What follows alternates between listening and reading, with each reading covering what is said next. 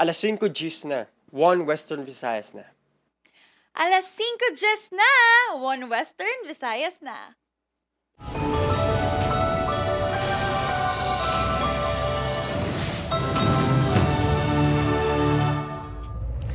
Mga balitang atong tutukan subong nga Webes, lutakon kung magulan, kaguba nga mga pasilidad, kabahin sa 31 ka biolasyon sa Mohon Terminal sa ginpagwa nga notice to comply sa Transport Terminal Inspection Board.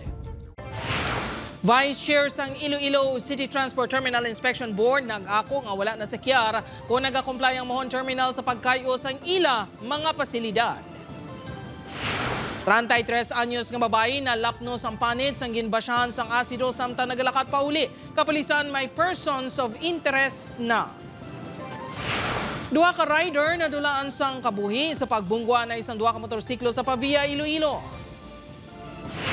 Bangod sa Sinuyaay, 24 anyos nga construction worker na dulaan sang kabuhi matapos mabunan sa barangay Handumanan, Bacolod City.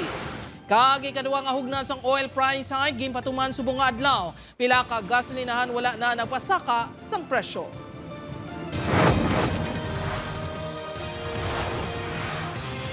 Ini ang GMA Regional TV, 1 Western Visayas.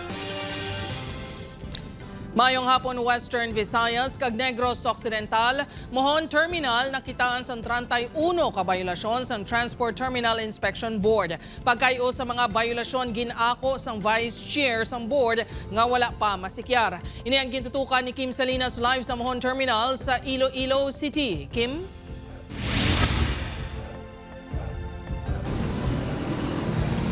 Jert, kasakuon ang ginrason sang Transport Terminal Inspection Board kun nga atubtob subong wala nila sa gihapon masikyar ang compliance sang Mohon Terminal apisar Pebrero pa lang nahatag na ang notice to comply. Mahigo kag mabaho nga comfort rooms. Ini ang rason sang first year college student kun nga naagwanta lang sini ang iya ilihiyon kunyara siya sa Mohon Terminal. Mura ginaplasyan dara wag na check it kung Olympian ginagong gawala lamang iya Dugang ni Charles, masami naga-traffic sa terminal kun rush hour nga nagapatimaan kulang sa sistema ang terminal.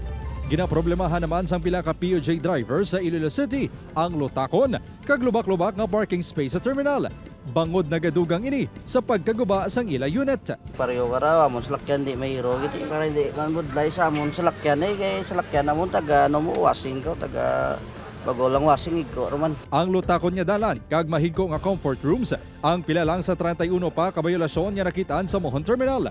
Inisanto sa findings and recommendations sang Transport Terminal Inspection Board sa ginpatigayon nga inspeksyon sang Disyembre 2024. Pila sa findings nga nakita sa terminal amo nga wala ini sang certificate of occupancy kag wala sang na-post nga business permit. Wala man sang janitorial kag security personnel. Wala man sang drainage system ang terminal kag kulang ini sa pulungkuan para sa mga nagahulat nga pasahero. Ang tagsa kabayolasyon ang may nagakaigo nga compliance period kasuwang na lang sang immediate 15 days, 1 month, 3 months kag 12 months. Ang notice to comply ang nabaton sang manager sang terminal sang Pebrero 2025. Sa diin nagsabat man ini nga amat-amato ni implementar ang mga rekomendasyon. Ara ang business permit. Maka-operate kita wala business permit. For 20 years, updated kita. Ang signages nga kakagawa na gina-repair. Nagpaiway nga magpa-interview sa news team si Committee on Transportation Chairman, Councilor Cedric Cabaluna. Apang ginakos ang Vice Chairman sang Transport Terminal Inspection Board nga wala nila masikyar pa kung nakakomply na ang Mohon Terminal. You know, may mga na-overwhelm kita sa mga major events nga nagakalatabo. Nalambot pa man ang aton nga election period and things nga dapat naton i-follow up.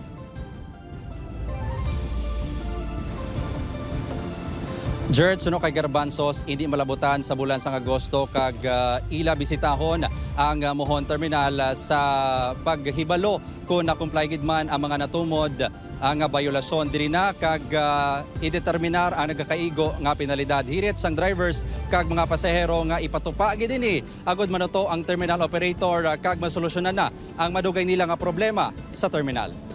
Jert, Madamo nga salamat sa update kapuso Kim Salinas. 33 anyos nga babae na lapnos ang panit sang ginbasyahan sang asido samtang nagalakat pauli. Kapulisan may persons of interest na si John Sala nakatutok. Luwas na sa Katalagman apang nagapabilin pa nga confined sa ospital ang 33 anyos nga babae nga cashier sa isa ka restaurant sa Mandurriao, Iloilo City. Ini matapos ginpahayag ginbasyahan sang asido. Sa investigasyon sang Iloilo City Police Station 10 nagalakat pauli alin sa iya ulubrahan si alias May. Sa nakalambot na ini sa bakanting alote sa business complex sa Barangay San Rafael, kulpiyada na lang ang may nag-ulhot sa iya likod nga isa ka persona nga naka-jacket kag naka-helmet. Napaso ang iyang likod, ang iyang kamot, and portion sang iyang front body, and even may portion man sang iyang face nga nasunog. Tumandok sa Banwa sang Leon, Iloilo ang biktima apang temporaryong nagapuyo sa molo. Personal nga dumot ang isa sa ginalantaw nga motibo sang kapulisan. May mga person of interest na kapulisan sa krimen. Isa na diri ang anay kahagugma sang biktima sa ginaimbestigaran bangod sang mga nabaton nga impormasyon sang kapulisan. Personal grudges from the other person ang naisip naton because nagapati ang aton nga mga investigator on case. Nga ginhulat gid siya sang suspect nga maglabay kag ginsunod kag ginhulat man didto nga didto gid siya sa dark portion sa sinang kalsada kag ginbasyahan sang sining liquid substance. Suno sa upod sang biktima sa obra nga wala nag-atubang sa kamera. Ginklaro sini nga wala sang kontra sa ila ulubrahan ng biktima. Ginatinguan pa sa news team nga mako ang bahin sang pamilya sini. Upod kay Hans Tishierto, John Sala. 1 Western Visayas. Duha ka motorsiklo nagbungguanay sa Barangay Maliao, Pavia. Duha ka mga rider patay. Si Julius Bilacaol nakatutok. Magitan sa sininga video ang dugoon nga mga lalaki nga nagahurayan sa dalan. Sa tupad sa mga ini ang mga motorsiklo. Pasado alas 8 kagabi, ang among nga mga motorsiklo ang nagbungguanay sa Barangay Maliao, Pavia. Ang isa bali pa siya ginawa pero wala na sa wala nagamuklat mo na mataya kaya piyong na lang. Bali nagaginawa pa. Tapos ang isa naman man siya ginawa man nga nagahulag pagaling ang isa. Isa sa mga rider ang 37 anyos nga engineer nga si John Vincent Gumana sa Barangay Amparo, Pavia. Sunod sa Pavia MPS, nag-counterflow ini samtang ginausoy ang dalan pauli halin sa Haro, Iloilo City. Rason nga bumunggo sa nasugata nga motor. May helmet man ini, apang hindi ang nagakaigo para sa motorsiklo. Binawian ini sang kabuhi sa ospital kagabi. Kunti may 2 lanes ini. Supposed to be sa iya nga tani nga lane ini maagi but kumbaga nag-counterflow. Ang driver sang isa ka motorsiklo ang ginkilala lang kay alias Fritz, 26 anyos, sa Barangay Balabag, Santa Barbara. Binawian man ini sang kabuhi sa ospital kay ina sang kaagahon. Base sa obserbasyon sang nagresponder nga kapulisan, nagapanimaho sang ilimno ng engineer, apang hindi makumpirmar kung hubog ini samtang nagadala sa motorsiklo. Sunod sa live-in partner sini, masami nagainom antes magpauli ang engineer, apang wala man ini nagapahubog. Naka-shot la siguro tanan naka 1 bottle la tanan. Tigaring dasigin man pa sa dalon kang motor. Masami nagkakadalahig sa mga aksidente ang mga motorsiklo. Gani panugyan sang kapulisan sa mga driver. Maghalunggit sa pagmaneho, kag ipasiguro nga may nagakaigo nga protective gears. Upod kay Cirilo Rendoque, Julius Bilacaol. 1 Western Visayas. Para sa dugang nga mga balita sa Negros, kag panay mangin kaupod ta si Eileen Pedreso. Lin? Madamo nga salamat, Jert, sa Bacolod City mga kapuso. 24 anyos nga construction worker na dulaan sang kabuhi isang ginbuno sa Barangay Handumanan. Yaring balita. Nagakayaon sa kilis ang dala ng ininga lalaki matapos mabunan sa Barangay Handumanan, Bacolod City kay inas ang kaagahon. Sakay sa motorsiklo ang biktima nga si Edric Namol, 24 anyos, upod ang nobya sang gitripingan sang grupo sa mga kalalakihan. Ginpadasig sining pagmaneho pero di malas nga natumba ang motorsiklo. Nakalabay ni sila sa area sang Proxatorn, gamotor sila kag may mga group sang mga pamatanon nga nag-tripping sa ila, nga ginlagas sila. No, amo ning victim nato na bilin, no? Kag amo ni ang nabunan. 3 kabuno ang naagom ni Edric. Isa sa likod kag 2 kapatal nga pila sa dughan nga gintunaan sa iya kamatayon. Hindi madali mabaton sang pamilya ang natabo kay Edric. Sang gaduty pa ko mo sa may call center. Tingala ko panawag ako ng sawa sa ako naman na damo na miss call. Amo nang gura gaamot sobraan ni may high blood po ko daan. Pag-abot sini sa lugar, naabtan pa nga dugoon ang manghod sa kilis ng dalan. Nagagwa sa investigasyon sa pulis nga ang ugat sa insidente ang pagbastos kuno sa isa sa mga sospek sa nobya sa biktima. May ginatumod na nga persons of interest ang kapulisan. Upod kay Reynald Castillo, Aileen Pedraso. 1 Western Visayas.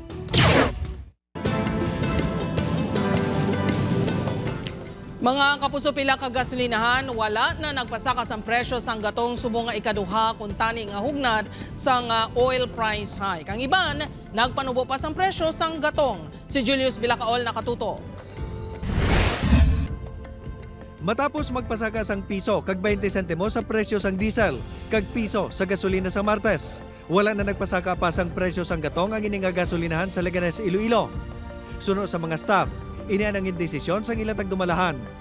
Sa pihak sini, ang driver nga si Jesse, ginabatsyag sa gihapon ang saka sa presyo sang Martes. Instead nga nagatugong ka 1,000 sa whole day mo na lang abiyahe, magadugang ka mga 300. Sa sini naman nga gasolinahan sa Pavia, 66 sentimos lang ang gindugang sa presyo sang diesel subong adlaw. Apang ang presyo sang gasolina, nagnubo pa. Piso sa premium, kag 99 sentimos sa regular. Tuga ko na ini sang ila paglaga sa presyo sang iban nga gasolinahan sa Banwa. Ang driver nga si Edwin nga nagatughong sang diesel, nanugon sa buhin sa ila kita. Ang kita naman nabuinan naman. Ti may mga dala may madala kami uli ko gamay lang. Base sa trading sa world market, posible magnubo ang presyo sang gatong sa madason nga semana. Ilabi na nga nangin matawhay na subong sa Middle East matapos magpasugod sa ceasefire ang mga pungsod Iran kag Israel. Gani ini ang ginaabi-abi ni Edwin. Mas mayo tanay nga mabubuhinan para nga magdugang-dugang manamon kami. Apang si Jesse, hindi na excited. Pero mamanagyapan, panubuo nila tapos sa sunod nga semana pasakao naman nila. Upod kay Cirilo Rendoque, Julius Bilacaol. 1 Western Visayas. Mga kapuso, ginhiwat sa bago nga legislative building ang ulihing nga session sa 11th Iloilo City Council kahapon. Antes ang session, isa-isa nga naghatag sang farewell speech si outgoing Vice Mayor Jeffrey Ganzon kag outgoing councilors Eli Istante, Candice Tupas, Sumakwel Nava kag Orminico Baronda. Ginpakigbahin sa mga ini ang mga napasar nga mga ordinansa. Dako man ang ila pagpasalamat sa mangin ukon sa nangin kaupod sa konseho. Sa Hulyo 1, magasugod pungko sa pwesto ang bag-o nga mga magapamuno sa syudad. At sa mga diskusyon na bisan may hindi pagkaintindihan, then minaton na ipili ang kaayuhan ng syudad. This may be my final decision as Vice Mayor, but my service to Iloilo City will never end. Ini ang GMA Regional TV, 1 Western Visayas. Mga kapuso, peryahan sa barangay San Pedro Molo, gin-raid kagin pasiraduhan sang kapulisan matapos matukiban nga nagapatigayon sang illegal gambling. Si John Sala nakatuto. Ginraid kagabi sa mga katapos ang Iloilo City Police Office Intelligence Unit ang ginpahamtang nga peryahan sa barangay San Pedro Molo para sa kapiestahan sa barangay. Inimanggot sa pag-operate sang illegal gambling activities. Ginkumpiskar ang mga gaming paraphernalia sa peryahan. Ginaresto man ang 4 ka mga nag-ooperate sa gambling game sa peryahan nga sanday alias Ana sang Panay Capis, alias Joe Mar sang Barrio Obrero Lapus, alias Shar kag alias Sel sang Sara Iloilo. Malaking funnel, tapos sinuhulugan siya ng ping-pong balls. Tapos yung ping-pong balls na yan, pag nahulog siya, may mga baraha yan dyan. Kung saan po nag-stop yung ping-pong ball o napunta, yun po yung sa bet kung saan sila nakataya, yun po yung mananalo. Nagpamaliban nga magatubang sa kamerang operator sang periyahan apang suno sa iya. Kahisa ang isa sa ilang mga ginalantaw nga rason bangod may yara man kuno sila sang permit. Apang pagklaro sang kapulisan. Sa permit po na inisyo ng city government is peryahan lang. Naka-specify po doon, sir, na wala pong gambling. This is sa PD 1602. Pag peryahan lang kasi, sir, recreation na po yan. Silo sa punong barangay sang San Pedro Molo, wala ini makahibalo sa mga aktibidad sang periyahan, apisa ring ayara lang ini sa ilang barangay. Kuway mo kabalo kung ano man di ang tsakto dapat nga ibutang. Sila man nakabalo kung hindi man siguro mag-state dira kung illegal lang nila butang dira. Ginpasiraduhan na sa otoridad ang peryahan. Upod kay Hans Desierto, John Sala. 1 Western Visayas. Pareho nga ginbawian sang kabuhi ang mag-live-in partner nga Sanday alias Angelita, 50 anyos, kag alias Jonathan, 51 anyos, matapos ginpang tiro sa Barangay Pili 123 Hamtik Antique sang June 24 sang gabi. Sunod sa Hamtik Police, nagalantaw sang video sa cellphone ng duwa ka biktima sang ginsulod sang wala pa makilala nga suspect kag ginpang luthang. Nakaagom sang pilas sa ulo si alias Jonathan, samtang pilas sa ulo kag dughan naman ang naagom ni alias Angelita. Gilayon nga nagpalagyo ang suspect. Padayon pa ang pagtumod sa suspect kag motibo sa krimen. Mga kapuso, pagnubo sang krimen sa syudad, pagtaptas ang paglaptas ng peke nga PWD-ID, kag korupsyon. Pila sa kaundan sa State of the City address ni Bacolod City Mayor Albi Benitez. Yaring balita. Ginpakigbahin ni outgoing Bacolod City Mayor Albi Benitez ang pila sa mga hinimuan niya sa syudad sa sulod sang 3 ka tuig nga pagpungko bilang alkalde. Sa iya State of the City address, ginpahayag sini nga wala siya sang pinilian sa pagpangkakas sa ginpahayag ghost employee sa City Hall. Gin-terminate natin ang mga ghost employees kag naghimo sa isa ka patas kag transparent nga proseso sa pag-appoint. We established digital profiles, ensured nga ang mga JO nag-report kag nag-ubra. Wala na nag-uto. Magluwas diri. Napahagan-hagan man kuno ang problema sa paglapta kag paggamit sa mga peke nga PWD IDs. Sa iya man kuno termino, nagnubo ang mga kriminalidad sa syudad. Initanan suno sa iya, nagapatimaan nga natigayon niya nga madala ang pagbag-o nga kinahanglan sang syudad. Change was needed. So we made a pledge to sweep away inefficiency, to challenge complacency, and to always put people first. Real change was happening. Apang inibala, nabatsyagan man sa mga bakulod nun. Bilang pamuluyo, no? Kaya may salihis, ang tubig, yung problema naman. Ang tubig naman is on and off. So, sa akong problema gid na yan, number 1 necessities ng tao, water. Yes, dapat ma-improve ya. Kung dismayado si Azinet, pasado naman ang alkalde para kay Sheila. Pangako niya, ma'am, nga mahambal niya sa mga tauhan niya nga, ang ginhambal niya sa una nga nagdalagan sa balahan. Nga pangako niya, ihatag niya sa mga katauhan. Tubtub na lang sa June 30 bilang alkalde si Benitez, antes magpungko bilang kongresista. Upod Keruel Banggoy, Aileen Pedraso, 1 Western Visayas. So iban pa nga balita, natumod na ang registration sa truck na gingamit sa pag-ariya sang higko sang tawo sa drainage sa Barangay Balabag, Pavia, Iloilo sang Hunyo 15. Ang truck ang nakarehistro sa Caloocan City sa Metro Manila, apang wala mahisayran ang nagbakal sinidiri sa Iloilo. Base sa records ng LTO, isa ka closed van ang classification sang truck. Bangon sinituyo sang LTO nga ipa-alarm ang truck para makilala ang nagbakal sini. Kasunod sini ang pagpatawag sa nagapanag-iya sini Subong. Kung mapasawan ang tag-iya nga mag-report sa LTO, posible i-cancel ang registration sa truck.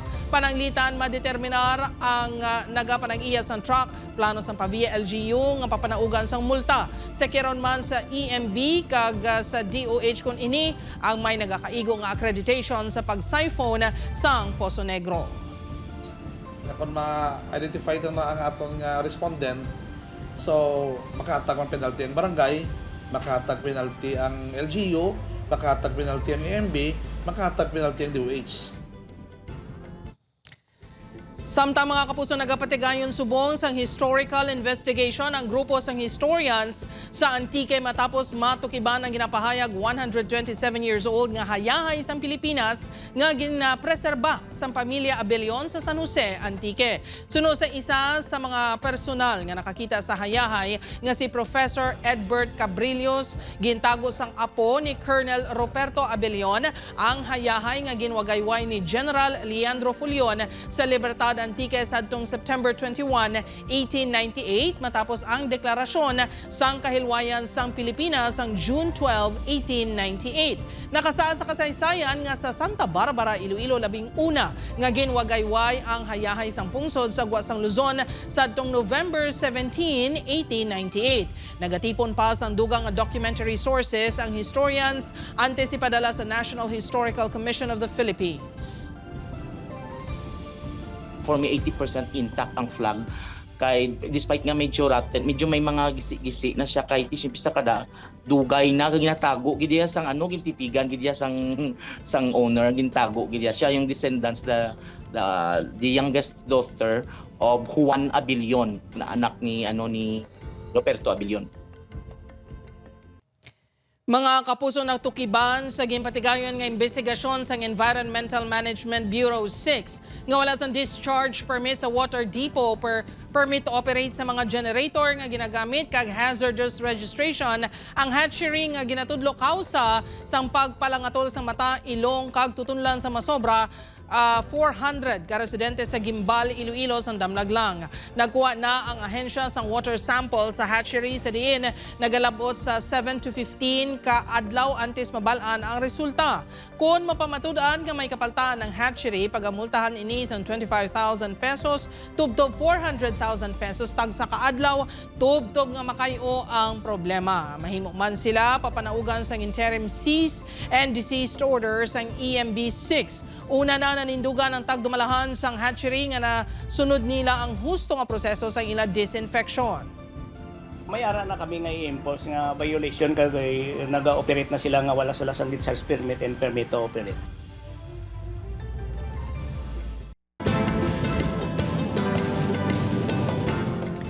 Kapuso, ready ka na bala para malabot ang imo career goals? Maghulag na kag mangin kabahin sa leading broadcast network sa Pilipinas. Yari ang mga bakante ng posisyon sa GMA Network.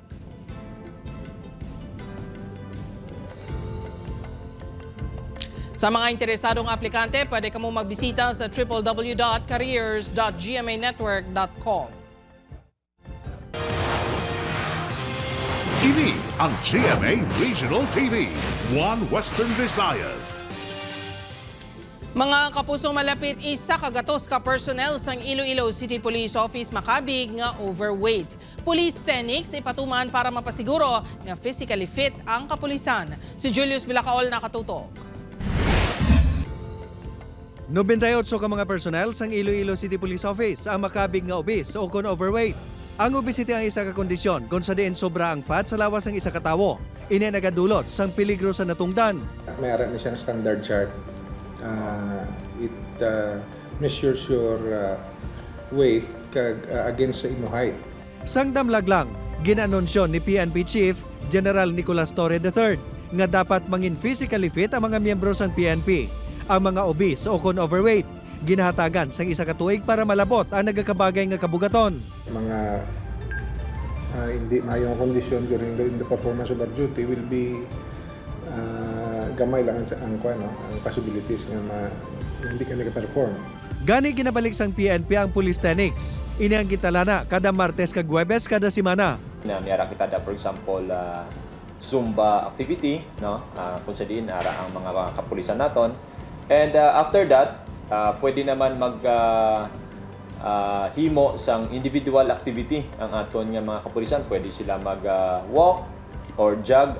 Sunod sa ICPO, posible magpangatubang sang kaso ang personnel nga hindi malabot ang nagakabagay nga kabugaton pagkalipas ng isa ka tuig. Magluwas na lang sa mga may nag-eksister nga kondisyon sa ikayong lawas. Sunod naman sa PRO 6, ginahulat pa ang guidelines na gikan sa Campo Crame kaangot sini. Upod kay Cirilo Rendoque, Julius Bilacaol. 1. Western Visayas.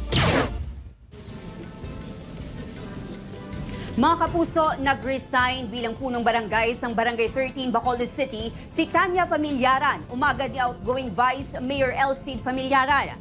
Sunod sa DILG Bacolod City, nabato nilang resignation letters ng June 20 apang nag-epekto ang iya resignation sang June 9. Bangod sini ang first barangay kagawad ni si Cecilia Chavez ang nagpungko kag nagsumpa bilang punong barangay base sa rule of succession. Wala sang ideya si Chavez kung ano ang posible rason sang pag-resign ni familyaran. Apang sunod sa DILG, personal ang rason sini sa pagbiya sa pwesto. Ginpadulungan sa news team sa familyaran apang wala ini nag-atubang. The resignation letter last June 20. So that was the time when we were informed as well na Capitania has already resigned from her post as the punong barangay o barangay 13. Contained sa iyang letter, its personal reasons. Maduty kita ya. Ang mga tanog kung plastar ko na. Ang akon mga lupon, plastar ko na. Kung di ka mo mag-worry, kay padayon tani. Mga kapuso, nagapadayon ng proof of purchase promo sang GMA. Ang Kapuso Big Time Panalo Season 3 upod ang mga bago nga nagahatag sang Big Time papremyo nga sanday Kuya Kim kag Mikey Quintos. Mga manugbakal kag sari-sari store owners ang pwede magpadala sang entries kag may chance nga magdaog sang temprano nga pamaskwa.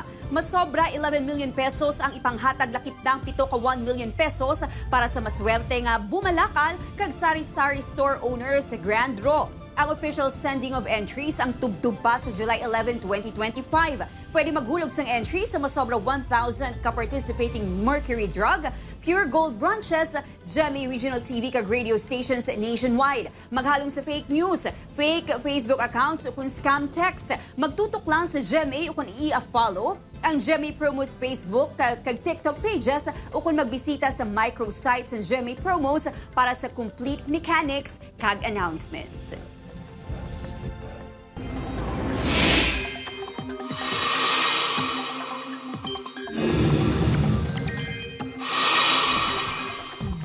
Mga kapuso, padayon ang nagapalayo ang bagyo sa nakatungdan sa Pilipinas samtang isa ka panibago nga low pressure area naman ang naporma sa kadagatan Pasipiko. Yara ina sa gwa sang Philippine Area of Responsibility kag ulihin na siplatan 1,960 kilometers na sidlangan sang southeastern Luzon kay ina sang aga. Manubo pa ang tsansa sini nga mangin bagyo apang sunod sa pag-asa, posible pa nga magbago ina kag mahimo magpalapit sa pungsod sa mga masunod nga inadlaw. Nagabalik ang pagluntad sang Intertropical Convergence Zone kadungan sang nagahinang nga epekto sang habagat. Base sa datos ng Metro Weather, nagapabilin ang tsansa sang ulan sa Western Visayas kag Negros Island region. May heavy to intense rains sa pila ka lugar gani manginhanda sa gihapon sa pagbaha o kon landslide.